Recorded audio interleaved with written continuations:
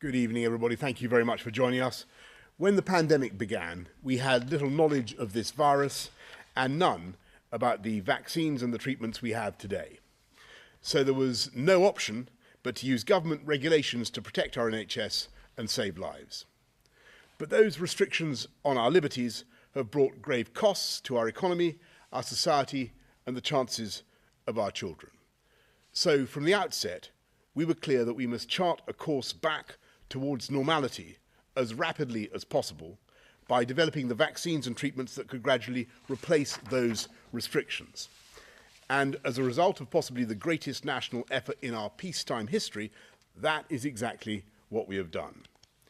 Thanks to our brilliant scientists, thanks to the extraordinary men and women of our NHS, and to every one of you who has come forward to get jabbed and get boosted, the United Kingdom has become the first country in the world to administer an approved vaccine and the fastest major European nation to roll out both the vaccines and the booster to half our population. We've emerged from the teeth of the pandemic before many others, retaining one of the most open economies and societies in Europe, the fastest growth in the G7 last year. And while the pandemic is not over, we have passed the peak of the Omicron wave, with cases falling and hospitalizations in England now fewer than 10,000 and still falling. And so now we have the chance to complete that transition back towards normality while maintaining the contingencies to respond to a resurgence or a new variant. As we have done throughout the past 2 years, we'll continue to work with the devolved administrations as they decide how to take forward their own plans. In England, we will remove all remaining domestic restrictions in law. From this Thursday, it will no longer be law to self-isolate if you test positive, and so we will also end the provision of self-isolation support payments, although statutory sick pay can still be claimed for a further month. If you're a fully vaccinated close contact or under 18, you will no longer be asked to test daily for 7 days. And if you're a close contact who is not fully vaccinated, you will no longer be required to self-isolate. Until April the 1st, we will still advise you to stay at home if you test positive, but after that, we will encourage people with COVID and with COVID symptoms to exercise personal responsibility, just as we encourage people who may have flu to be considerate towards others. It's only because levels of immunity are so high and deaths are now, if anything, below where you would normally expect for this time of year that we can lift these restrictions. And it's only because we know Omicron is less severe that testing for Omicron on the colossal scale that we have been doing is now much less valuable in preventing serious illness. We should be proud that the UK established the biggest testing programme per person of any large country in the world, but its budget in the last financial year was bigger than that of the Home Office, and it cost, the testing programme cost £2 billion just last month alone. So we must scale back and prioritise our resources for the most vulnerable. From today, staff and students in most education and childcare settings will no longer be asked to undertake twice weekly asymptomatic testing. And from the 1st of April, we will end free symptomatic and asymptomatic testing for the general public.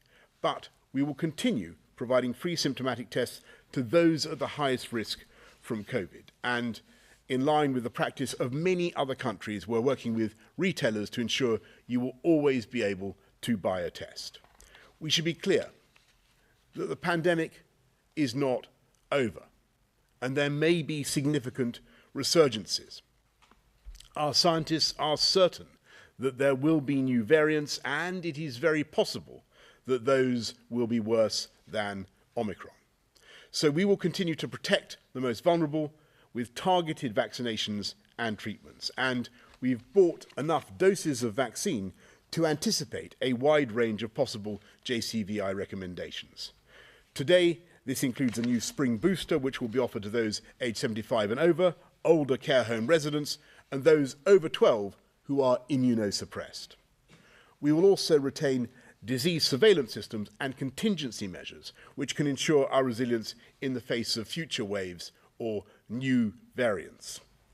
And we will build on the innovations that defined the very best of our response to the pandemic, including continuing the work of the Vaccines Task Force, which has already secured contracts with manufacturers trialling new vaccines which could provide protection against new variants.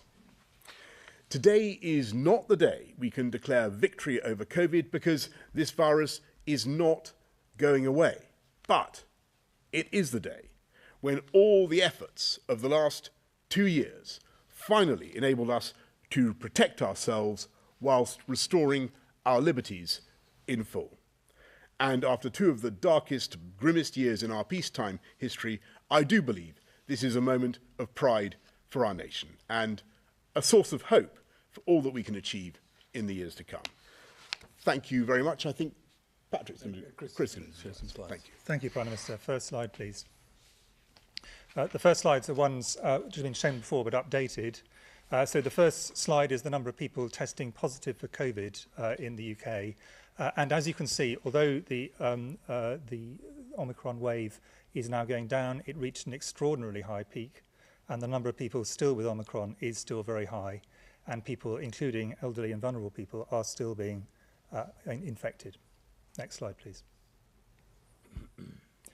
The number of people in hospital with COVID in the UK is again still significant, and this is still in many hospitals providing quite a lot of pressure on NHS services, but the rates are now going down and have been going down steadily now for some weeks. I think it's important to acknowledge that as with the last peak, and in this peak, it would have been considerably higher had people not listened to advice and been careful not to transmit to other people where it was avoidable, in particularly to protect vulnerable people. So this is, I just wanted to say this would have been a lot worse without that. But this peak was significant in hospitalizations, and those who say that this is a trivial disease, I think need to look at how many people were in hospital and still are going into hospital with Omicron. Next slide, please. On the other hand, fortunately, the number of people who have died with a positive test for Omicron, and of course some of these will not have died of Omicron, but many have, was much smaller than the previous peak, although every death is a tragedy for the individual and for the families. This is now steadily going down. Next slide, please. And as a result of the extraordinary work of the NHS, volunteers and people coming forward, we had a very rapid increase in boosting, which the fact that people were able to take precautions before and around Christmas time bought time for the boosting of the population, and in particular the boosting of the elderly and vulnerable population. This is continuing. People are still coming forward for their first, second and booster vaccinations, but that extraordinary upswing saved many people from going to hospital and will have saved also many lives. Next slide, please. I just wanted to make a couple of comments on the impact of vaccination on severity. There is no doubt that even with Omicron, which is a less severe variant in the vaccinated, being vaccinated significantly reduces in every age band the risk of going into hospitalization, into hospital. And this is shown on this graph here. And if you look around the world at countries where Omicron waves are ongoing, and where elderly populations have lower vaccination rates, the rate of hospitalization is substantially higher. Next slide, please. I think even more striking is what happens when we get into the most severe patients who go into intensive care, ICU. And what this graph shows, going up to the age of 70, after that the data becomes slightly less easy to interpret because of confounding factors. But what you can see is the purple bars are the people, is the proportions relative to the population who are unvaccinated, and the very low bars there that you can see almost invisible are the proportions relative to the population in people who are vaccinated with a first, second or booster dose, demonstrating really clearly that you can be hospitalized, you can go to ICU, but that vaccination is a very substantial protection. Next slide, please. I'd finally like to just make a couple of comments on the relative importance of Omicron as a cause of mortality at the moment. And the first way of showing this is looking all the way back to the beginning of the pandemic. And this is showing weekly registered deaths. This is all deaths. This is not just COVID deaths. And in orange are the ones where COVID is mentioned on the death certificate. And what you can see is really big peaks, which occurred in the first and second waves, and a prolonged but much lower peak in the Delta wave due to vaccination. And then you still have people who are dying with COVID at the moment, but the dotted line, the purple line, is the average number of people you would expect to be dying at this time of year. And as you can see, the total number of deaths now, if you combine Omicron and everything else, is now slightly lower than the average seasonal average you would expect at this time of year. And to show this a slightly different, before I pass on actually, just to point out, very large numbers of people, much higher proportion, are dying of other things. And that is a key part of the considerations for how we need to think about the next 9 months. Last slide, please. And this is a slightly different way of showing the same data. And what it shows is the really extraordinarily large waves of excess mortality. This is for all causes that coincided with the first, second, and Delta waves, but actually a relatively small impact. In fact, in absolute terms, a slight decrease relative to the average for this time of year over the years that preceded the COVID pandemic.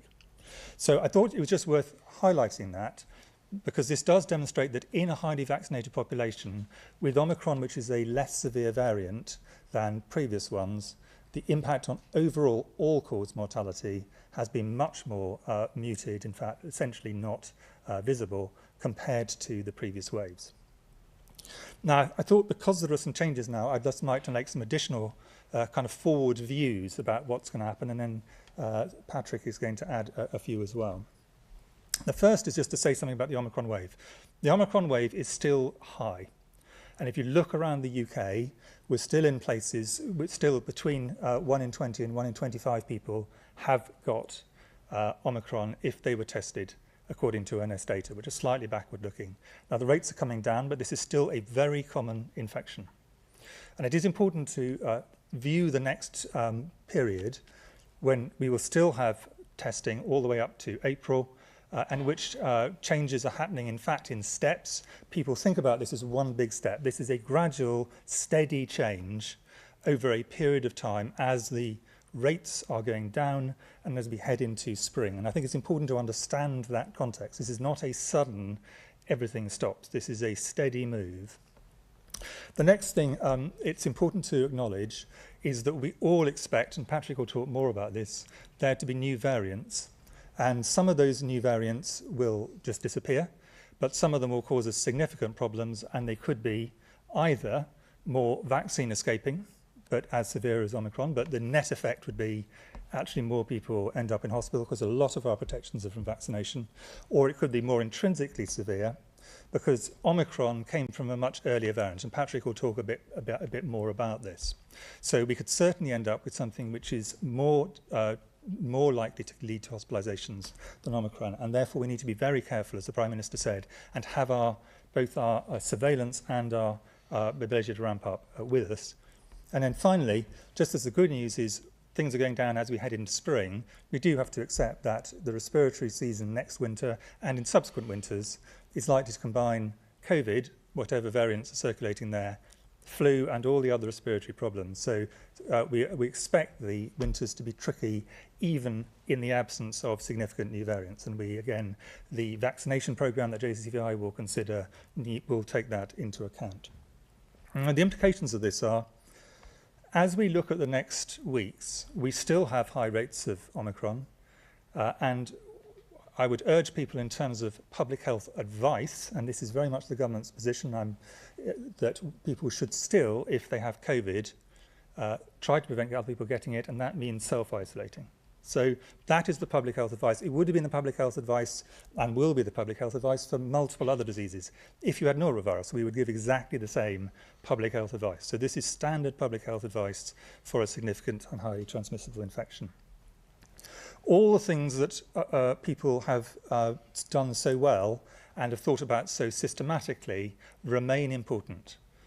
Maximising ventilation, hand washing, and for the period when there are still significant numbers of cases, at least using masks in enclosed spaces with large numbers of other people is a sensible way of helping to reduce the risk to others.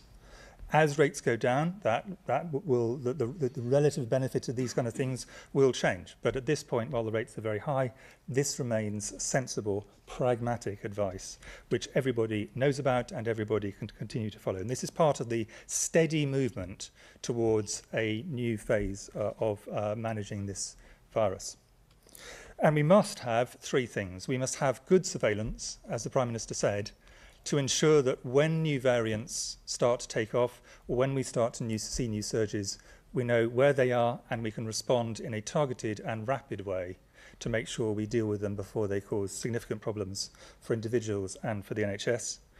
We must have the capacity rapidly to step up in terms of what we're doing, and we must be able to protect the most vulnerable. And those really are the critical things that we need to maintain even beyond this next few weeks into the rest of this year and the rest of the way that we continue to manage this epidemic. Patrick was going to expand a bit on the issues in particular around variation. Yeah, thank you. So, very clear, this pandemic is not over, and it's carrying on around the world, and we're not out of it here yet. The virus is continuing to evolve. So, every variant is an evolution, and the virus has got a lot of room to evolve. And it will continue to do so quite fast, probably for the next couple of years. Those changes will alter the properties of the virus. There is no guarantee that the next variant is as reduced severity as Omicron. It could be the same, it could be more, it could be less. So as it evolves, what it's trying to do is transmit more readily, to grow. So that could be because it has got intrinsic transmissibility advantage, or it escapes immunity. And the change in severity is a random byproduct. So we expect there to be further variants, and they could be more severe. As Chris has said, if you look at Omicron, actually, with the immunity we've got in the population, the level of severe illness and death has been dramatically reduced. And that's the reason across the world people are beginning to release measures. It's not just here, everyone is beginning to release measures. But in order to do that safely, there are some things that need to be in place. The first is, it's absolutely essential to have a way of detecting it, a good surveillance system. And we're lucky that we have a very good surveillance system in this country, the ONS study, which is a way of picking up across the population, both at a national level and at a regional level and in different age groups, what is happening, and that detection system is going to be vital. The second thing that's important is being able to respond quickly. So the resilience and the ability to ramp up is absolutely crucial. And that doesn't mean ramp up over months. If something goes wrong, you need to be able to ramp up very quickly. Just remember how quickly Omicron took off. That tells you you've got a couple of weeks to get things back in action. So once you take things off, it's going to be important to know how quickly you can put them back on again and to get them back in shape in time to be able to deal with it. And the third is, throughout all of that, there's sections of the population who remain vulnerable at all times, and it's important that they are protected, both in terms of their ability to detect the illness, the ability to get antiviral treatments quickly, and of course the protection that everyone gets from vaccination. So detect, respond, and protect the most vulnerable is absolutely crucial during a period of reducing the measures that are in place and being careful about how that goes in relation to what is an evolving virus with a period of quite unstable evolution over the next year or more. These measures are going to be important to give the safety net. And as an American colleague put it at the weekend, he said, you can celebrate when the sun's shining, but take your umbrella with you. And I think that's really the message. Good. I think that sums it up very well. Thank you very much. Let's go to questions from the public first. Nicole from the West Midlands. Looking at the data, it would appear that COVID-19 hospitalisations are currently at a similar level to what we saw in October 2020, just before we entered a second lockdown. Should we now be putting in place more measures to protect the NHS? Well, thanks, Nicole. I'm going to ask Chris and Patrick to have a go at that as well. But I will just say that the big difference between then and now, Nicole, is that the number of hospitalisations is on a clear downward trend, and the number of people in ICU is as a proportion of those going into hospital is much smaller, and you'll have seen the fatality numbers that we're seeing, which are very different from what we experienced under previous waves. So it's clear that Omicron is very different and milder in the way that it behaves, and that's one of the reasons, in addition to the vaccines that we have, the high level of vaccine-induced and other immunity. That's one of the reasons we can do what we're doing. But Chris, I mean, I completely agree with obviously the Prime Minister's answer. I mean, I think the three things to acknowledge. The first of which is it is certainly the case that there are hospitals in the UK which are still under significant pressure as a result of Omicron, and I think we should be really clear about that. But, and this is the big difference, the first big difference, the trajectory is definitely down at the moment, and it is steadily down and has been for some time. A way to go, but that is the direction of travel, very different to where we found ourselves in previous periods. And secondly, the proportion of those people who, having entered hospital, then end up in intensive care or getting into deep trouble and in some cases sadly dying is a very much smaller proportion as a result of vaccination, which we didn't have in October 2020, and of a less severe variant. Thanks. Gemma from Greater London. As a pregnant woman, I'm told by the NHS website that I'm more likely to suffer a serious illness if I catch COVID, and in the third trimester it could also affect my baby. With the plans to remove COVID restrictions being brought forward, what are the recommendations for women like me and for other clinically vulnerable people? For the sake of removing social distancing and wearing masks, are we effectively being told to stay inside and remove ourselves from the world? Gemma, no, and I think that what everybody needs to do is make sure that they treat people who may be vulnerable in any way with the utmost consideration, and you know we've got to if we're symptomatic with any disease, you should treat vulnerable people with courtesy and avoid spreading it. What we also want to make sure is that people who are clinically vulnerable do continue to have access to tests so that they can know whether they may have COVID, and also get the therapeutics that they need depending on what their condition is. But could I just add one point, Prime Minister, which is it is really clear now that vaccination in pregnancy is a very good thing to do for you, a very good thing to do for your unborn baby, and new data demonstrating that it's actually also a very good thing to do for your newborn baby. There is now data that shows that it provides protection for newborns. So essentially it's protecting both you and your baby, and I would really want to use the opportunity, Gemma, of your question to encourage anybody who is pregnant and has not been vaccinated, please to do so.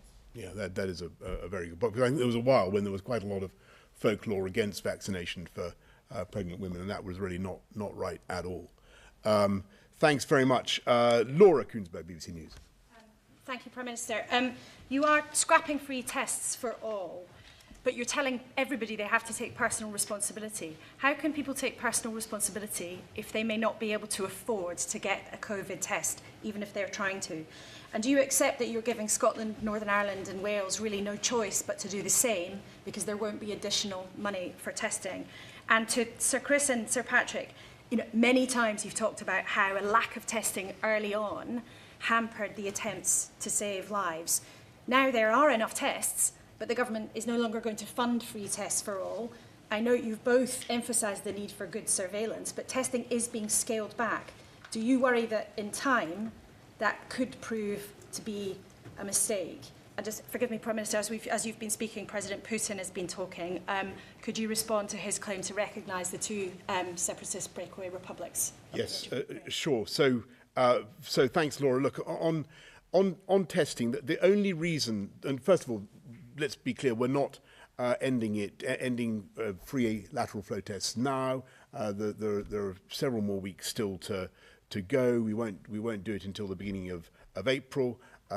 We can only do that because of the reasons that Chris and Patrick have set out: the high level of immunity, the relative mildness of Omicron, the low level of numbers of people in ICU, and the low mortality we're seeing. So that's the reason we can address Omicron in this way. But what we will do is make sure that there will be people who continue to get testing. Vulnerable people will continue to have access to testing and to free tests. But the most important thing is that, and I hope this is the big takeout from this, it's the sun is shining, but we're keeping our umbrella, as Patrick said at the end of this, at the end of his remarks.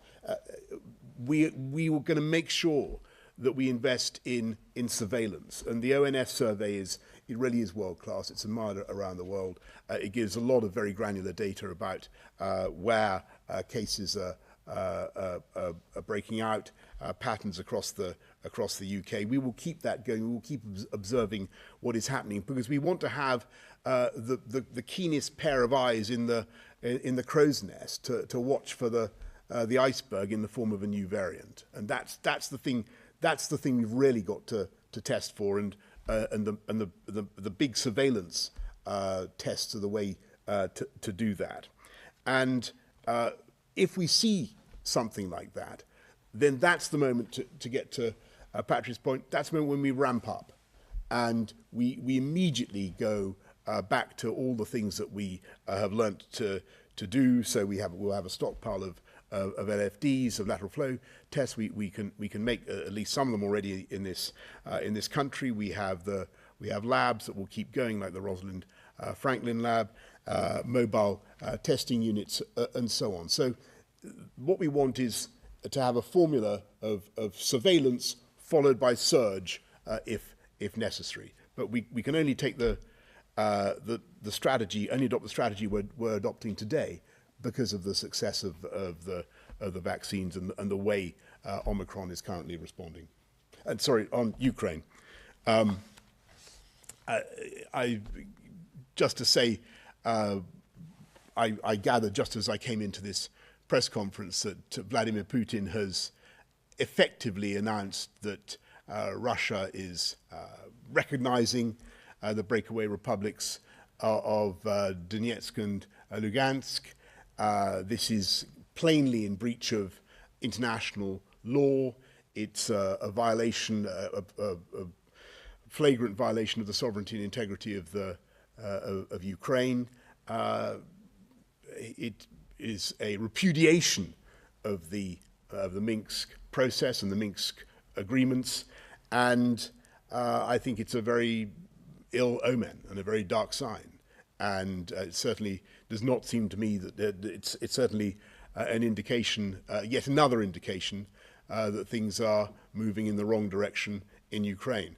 The UK will continue to do everything we can to stand by the people of Ukraine with a very robust package of sanctions, as you know, fortifying the eastern flank of NATO in all the ways that we have, but also being one of the few countries to have given the Ukrainians the defensive, I stress defensive, weaponry that we think is appropriate to their needs. And we will continue to think about what more we can do to support Ukraine in what is clearly a very, very dark and difficult time. And there was a question for you, Chris. In terms of on the testing, the There are essentially three reasons for testing. There's surveillance, and I think the intention, as the Prime Minister has said, is to continue surveillance. There will be some modification to that, but the aim is to have a good surveillance system because you need that for policy decisions. And the second reason is clinical, to guide treatment. Expectations continue that in the NHS. There are questions about exactly how we do this in terms of getting antivirals to the people who most need them, and that's a key decision that needs to be taken over the next period. And then the third reason, and this is the one that is being scaled back, but not yet, but will be scaled back, is using them for control. But as the Prime Minister said, as and when the surveillance shows you need it, what everybody has stressed is there's the need to be able to stand things up again if necessary, were there to be something that's severe enough to need it. So it's that third area where the biggest changes will really occur. I mean, I don't think anywhere across the world where restrictions are being relaxed, you can have any other view other than that will increase transmission. So that is inevitable as you go back to normal life, that transmission risk increases. At the beginning, we just didn't have tests. We've now got tests, and fortunately we've got lateral flow tests which can be stored and released very quickly. And so it's going to really have to be this rapid detection and response at scale in order to get testing into the right place, depending on what the circumstances are. And as Chris has indicated, at the moment with Omicron, I mean, it's spread very widely. It hasn't caused huge numbers. It has caused some, and it has in other countries caused quite a lot. But in this country, it hasn't got huge numbers of very ill people or deaths. If that changes, then obviously testing becomes more important. In the meantime, the testing must be there for people who need it. And that definition of people who are in that at-risk group is critical for appropriate use of testing. Thanks. Robert Peston, ITV. A couple of questions. On Ukraine, the recognition of Lugansk and Donetsk is a clear violation of international law, as you say. It's accelerating the breakup of Ukraine. Surely this is the moment to introduce additional severe sanctions. The time for waiting must be past. And on what you've announced today, a couple of questions. One is, after April the 1st, if you get COVID, will you isolate? Secondly, you announced today the end of the self-isolation support package, and within a few weeks you won't be able to get statutory sick pay on day one. You are making it harder for poorer people to do what you think is the right thing, which is to isolate if they get COVID. So, fine, thanks, Robert, very much. So, on the statutory sick pay issue, first of all, and we will continue with the day one payments for the next few weeks. But I think after that, what we need to recognise is that we're effectively dealing with particularly in vaccinated people, with a disease that is like norovirus or flu or any other infectious respiratory disease, and people should think about how they interact with others, and they should be respectful of other people's health and behave responsibly. And that goes for any. That point I'm trying to make is that goes for any infectious disease which you might be bringing into contact with people who are vulnerable. I think in this country, I've often heard it said over the last couple of years that we have a habit of going back to work or going into work when we're not well, and people contrast that with Germany, for instance, where I'm told they're much more disciplined about not going to work if you're sick, and I'm just suggesting that might be something we could learn. And as for me, I will exercise restraint and responsibility and try to avoid infecting other people. And on your point about sanctions, look, we have to see what exactly has happened in Donetsk and Lugansk in the Donbass area. What I have said before about the package of sanctions is that they will be triggered with the first toe cap of a Russian incursion or Russian invasion. But plainly, what has happened is extremely bad news, and we will be urgently talking to our friends and allies around the world, all of whom are jointly signed up with us in this package of sanctions, because it is. I think the drift of your question is right. It is becoming clear that we're going to need to start applying as much pressure as we possibly can, because it is hard to see how this situation improves. Let's go to Beth Rigby of Sky. Thank you. Prime Minister, just to follow up on Ukraine, 10 days ago at NATO, I asked you if you were coming to the conclusion that President Putin actually wants this war. At the time you said, I honestly don't think a decision has been made. What do you think tonight? How has that changed? And on the matter of COVID, Prime Minister, you've spoken about hope tonight and the country getting its confidence back. But to Sir Patrick and Sir Chris, it seems to me that you're making it clear that this pandemic is far from over. What are you feeling? Are you more anxious than confident as these restrictions are dropped? And to the Prime Minister, you know, we've been doing these press conferences now on COVID for 2 years. COVID has dominated your premiership. It put you in hospital. It could bring about your downfall depending on the outcome of that Met investigation. And today it seems that you're trying to turn the page. But would you be satisfied if your legacy ends up being COVID and your conduct during it? Thank you. So first of all, on your question about COVID, and I think Chris and Patrick may want to talk about anxiety. Look, I think that the country as a whole, when you look at the response to that the government was able to mount to COVID, and you look at what the country has done, I think the two things have gone together, and I think it's been quite remarkable. And if you look at the numbers at the back of the Living with COVID document about vaccination rates, rollouts, what we've been able to do, we were incredibly fast, and that was a joint work of the British public and the government.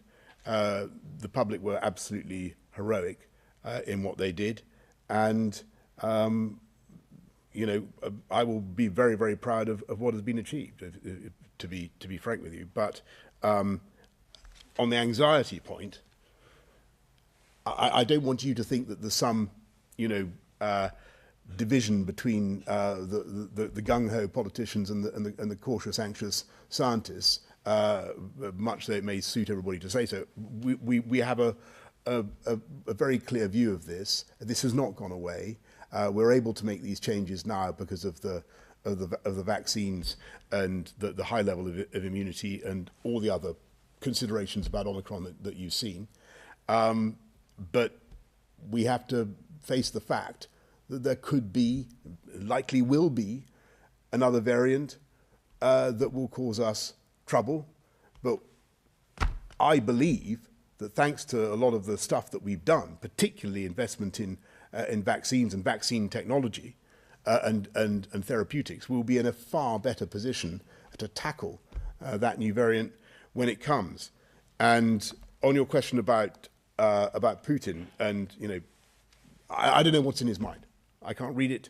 I think there's still a chance that he could row back from this, and we've got to pray that that's the case.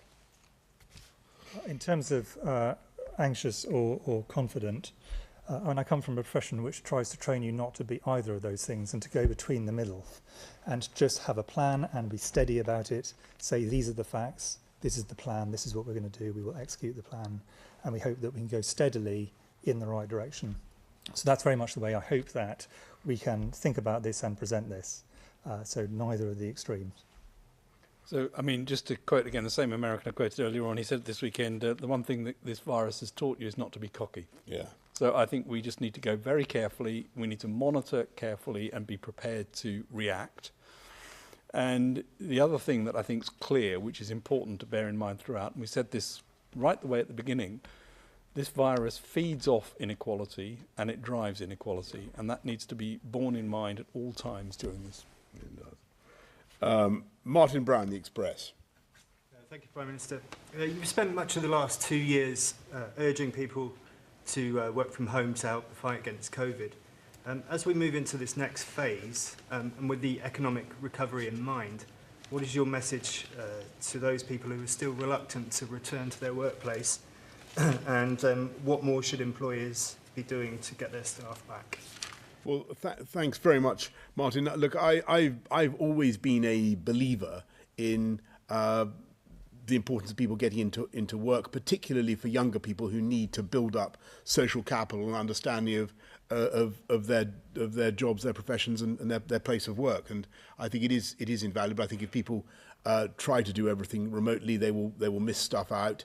And so I would encourage people. They will lose out, and I would encourage people to get back to work with confidence. I think we have the right now, we have the grounds now to be confident, and we should be confident. I think that was it, wasn't it? Thank you. Brilliant. Thank you. Thanks, Martin. Dan Bloom, The Mirror. Thank you, Prime Minister. You've just talked about asking people to exercise personal responsibility, even to break the habit of going into work when you're sick. But you're also scrapping day one statutory sick pay, the £500 payments. So just to be clear, are you saying that a low-wage worker who has COVID should stay at home even if they're not going to get paid? And can you look people who voted for you in the eyes and tell them that that is an acceptable situation? And to the scientists, Sir Chris and Sir Patrick, 2 quick questions. Will you both continue taking lateral flow tests beyond April if you're going to a crowded gathering like a pub or something like that? And are you satisfied that the plan announced today will not lead to a rise in long COVID and will keep immunosuppressed people safe enough? Thanks. Thanks very much, Dan. Well, look, we want to make sure that, and I echo what Patrick just said just now about the inequalities of COVID, and that's why we've done everything that we can throughout the pandemic to support people on low incomes who've been having it tough, with huge investments in hardship funds, increasing the living wage, all the contributions that we've made, and what we're doing now to tackle the cost of living. We totally get how difficult it has been. I think that it is still sensible for people to avoid spreading COVID and indeed any other dangerous respiratory disease. And I just go back to what I was saying earlier on. I think maybe we can learn something about the advantages of not spreading disease. Statutory sick pay is there, and also, of course, many people are entitled to other forms of pay. I know that won't be everybody, Dan, I understand that. But for those people who don't get enough support, we're trying to make sure that they get it in other ways, and they get helped in tough times through other support we're giving through local councils or by other routes. In terms of the current situation, I mean, I'd like the prevalence to be lower, the rates of infections to be lower, and the SAGE advice, it's all in the public domain, shows that roughly somewhere between 20 and 40% reduction in transmission because of our current behaviours. So we're not back to pre-pandemic behaviours yet. And as those return, you would expect the pressure on transmission to increase. So there's something about cautious behaviour which remains. There's definitely the public health advice on isolation if you are positive with COVID. And I want to just re-emphasise the value of vaccination.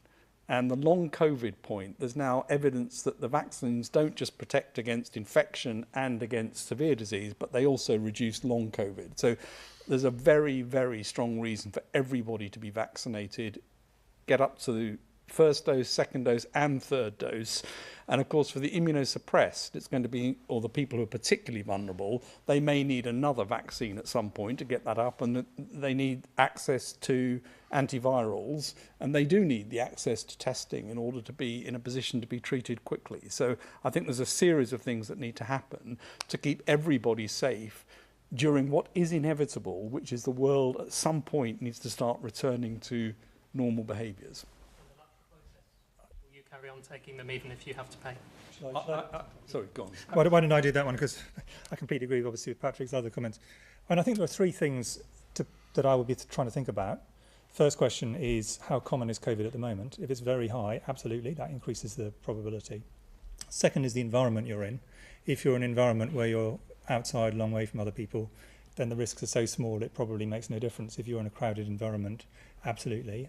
And the third, and probably the most important one, and it builds on what Patrick's just said, is if I'm mixing with vulnerable people. If I was going to see an elderly relative, if I was going to go to a let's say, haematology ward in a hospital, of course, those are the kind of situations I would want to minimise the risk to other people, because the whole point about the lateral flow is it's about minimising the risk to other people. Thanks very much. Kevin Schofield, HuffPost. Thank you, Prime Minister.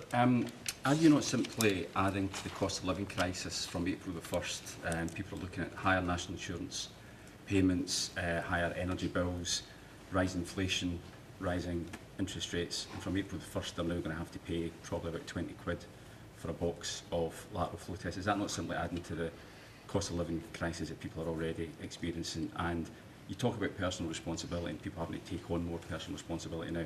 Isn't that slightly hypocritical when you're under investigation from the police for allegedly breaking your own lockdown rules? And to the scientists, public messaging has been very important throughout the pandemic. Tonight you've said that the pandemic isn't over and that future variants could be more serious than what we've seen previously. But at the same time, self-isolation rules are ending and we're getting rid of free tests. Is there not a danger that we're sending mixed messages to the public and they might simply just switch off? Kevin, first of all, I can't comment on the allegations that you refer to. As I've said before, we'll have to wait and see on that. But I think the point remains very, very important that we're moving away from legal compulsion to personal responsibility. But on your point about cost of living and just go back to where we were, this change in the testing regime won't come through for a few weeks to come, by which time we hope and expect that the incidents will have further declined. So I hope that the impact on people will be minimal. But what we're also trying to do is abate that, deal with the cost of living crisis in the most important possible way, and that's with helping people with universal credit, with lifting the living wage, but above all, getting them back into work with better paid jobs, and by the way, which would not have been possible if we hadn't had the openings up we had in the summer, and if we hadn't been able to keep going throughout Christmas and New Year. And it's that strength of the economy that is the single best protection for people, the single best thing that we can do as a government to help them tackle the cost of living, and that is of course being made possible by the vaccine rollout and the way people are pulled together. I mean, public messaging is important, obviously. It's much more difficult, practically, as someone who's trying to do it, when there's a transition than when you're giving the same message day in, day out. So we have to accept that we're going through a transition, an appropriate transition, and that does mean we need to change the way we think about things, and that needs to be communicated as clearly as we can, and we do our best to do so. We don't always succeed perfectly. But I would make sort of a general point on the point about mandation, which is an issue absolutely for politicians and Parliament, and public health advice. They are separate things. There are very few areas of public health which we give advice on, which actually are subject to mandation. So it is a very atypical situation. What's happening is, in a sense, this is reverting away from an abnormal situation to a much more normal one. That doesn't mean the public health advice actually changes in terms of what, in broad principles, we think people should do, and I'm not going to repeat them, I said them right at the beginning. But I think it is important that people realise this is a steady change. This is not a sudden move.